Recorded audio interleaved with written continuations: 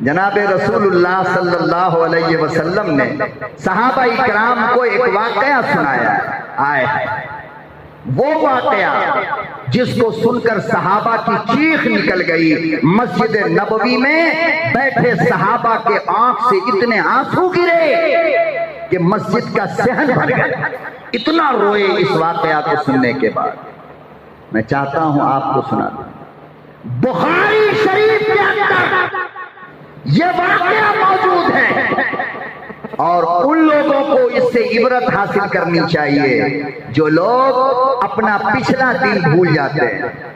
کبھی بھی یہ کام نہ کرو، پچھلا زمانہ نہ بھولا کرو، اللہ کا واسطہ دے کے کہتا ہوں، ورنہ کبھی کامیاب نہیں ہو سکتے ہو۔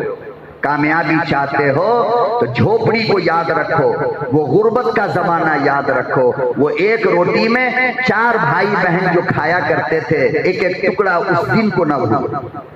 تو آج تم کو غریب کا درد سمجھ میں آئے، بھول جاؤ گے تو غریب سمجھ میں نہیں آئے۔ اس دن کو یاد کرو کہ ایک ایسے گھر میں تمہاری ماں لے کر تمہیں رات بھر بیٹھتی تھی کہ بارش کے زمانے میں پورا پانی بارش کا تمہارے گھر میں آتا تھا، تو اپنے بازو میں سمیٹ کر تمہاری اماں ایک کونے میں لے کر بیٹھتی تھی۔ آج اے سی میں تم سوتے ہو، وہ دن بھول گئے، وہ زمانہ یاد نہیں۔ فرمایا کہ بنی اسرائیل کے اندر آقا صلی اللہ علیہ وسلم نے فرمایا کہ بنی اسرائیل میں 3 آدمی تھے، ایک تھا کوڑھی، ایک تھا گنجا، اور ایک تھا نابینا۔ کوڑھی کسے کہتے ہیں؟ جس کے پورے بدن کے اوپر زخم ہوتا ہے اور ہر وقت اس میں سے پانی ٹپکتا رہتا ہے۔ اکثر وہ بیماری پاؤں میں ہوتا ہے، دنیا میں اس کا علاج ہی نہیں۔ گویا یہ اللہ کی طرف سے سزا ہے، اللہ ہم سب کو اس بیماری سے بچائے۔ کوئی دوا کام نہیں کرتا، کوئی دوا۔ ایک بار کوڑھ کا مرض ہو گیا، موت تک اس کا علاج نہیں ہوتا ہے، نہ وہ مرتا ہے نہ وہ زندہ رہتا ہے، اور پوری دنیا کے لوگ اس سے گھن کرتے ہیں۔ ظاہر بات ہے، ہر وقت جب پیپ لہو خون نکلتا رہے گا، کوئی اپنے پاس بیٹھنے دے گا اسے؟ وہ بدبو الگ آتی ہے۔ تو ایک تھا کوڑھی، اللہ پاک نے جبریل امین کو فقیر کی شکل بنا کر کے بھیجا اس کوڑھی کے پاس، کہا کہ جبرائیل ذرا جا کر کے پوچھو اسے کیا چاہیے۔ وہ فقیر آیا کوڑھی کے مریض کے پاس، کہنے لگا کیا بات ہے؟ کوڑھی کے مریض نے دیکھا اللہ والا ہے، نیک صفت انسان ہے، کہنے لگا بس ایک میری بیماری ہے، میں بڑا غریب ہوں، میرے جسم میں اتنی خراب بیماری ہے کہ دنیا مجھ سے نفرت کرتی ہے، میری بیوی نے مجھے چھوڑا، میرے بچوں نے مجھے چھوڑا، خاندان والوں نے مجھے جنگل میں لا کر رکھا ہے، اللہ سے دعا کر دو اللہ میری بیماری اچھی کر دے۔ اس فقیر نے جو فرشتہ تھا اس کے سر پہ یوں ہاتھ ڈالا، ایک سیکنڈ بھی نہیں گزرا، نوجوان خوبصورت بن کر کے کھڑا ہو، ساری بیماری ختم۔ پھر پوچھا اس فقیر نے کہ اچھا یہ بتا تجھے مال میں سب سے زیادہ کیا پسند ہے؟ تو کہنے لگا مجھے اونٹ بہت پسند ہے۔ ایک گابھن جس کے پیٹ میں بچہ تھا اس فقیر نے اونٹ لا کر کے اسے دے دیا۔ اب وہ جو اونٹ کے بچے ہوئے تو اس سے جو مال پھیلا، اتنا مال اتنا مال اتنا مال کہ پورا جنگل اس کے اونٹ سے بھر گیا۔ پھر یہی فقیر اس گنجے کے پاس گیا،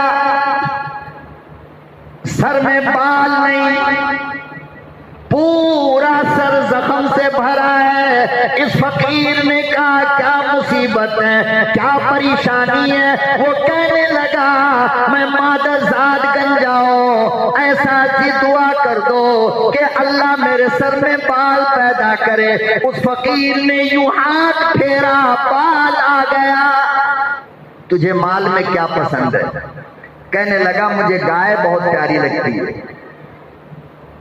ایک گابھن گائے لا کر اس کے حوالے کر دیا اور فرمایا کہ یہ لو اس گائے سے جو بچہ ہوا تو اس کی بستی کا پورا جنگل اس کی گائے سے بھر گیا۔ پھر یہی فقیر کہ وہ نابینا کے پاس گئے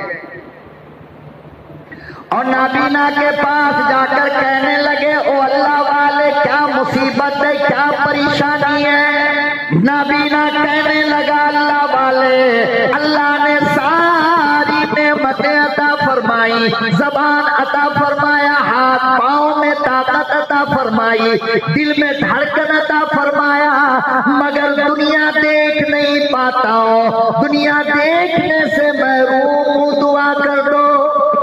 دعا کر دیا، آنکھ کی روشنی آ گئی۔ فرمایا تجھے جانور میں سب سے زیادہ مال میں کیا پسند ہے؟ کہنے لگا مجھے بکری بہت پسند ہے۔ ایک گابھن بکری لا کر کے اس کے حوالے کر دیا۔ کچھ دن کے بعد پورا جنگل بھر گیا۔ اس علاقے میں بس یہی 3 آدمی کی دولت تھی، چوتھا کوئی اس کے مقابلے کا نہ تھا۔ سال گزرنے کے بعد اللہ نے فرمایا او جبرائیل ذرا امتحان تو لے لے۔ پتہ چلا جب اللہ دے تو زیادہ مستی میں نہ آیا کرو، وہ دینے کے بعد امتحان بھی لیتا ہے۔ میری جوانی نانا، جس نے جوانی دیا وہ امتحان بھی لے گا، جس نے مال دیا وہ امتحان بھی لے گا۔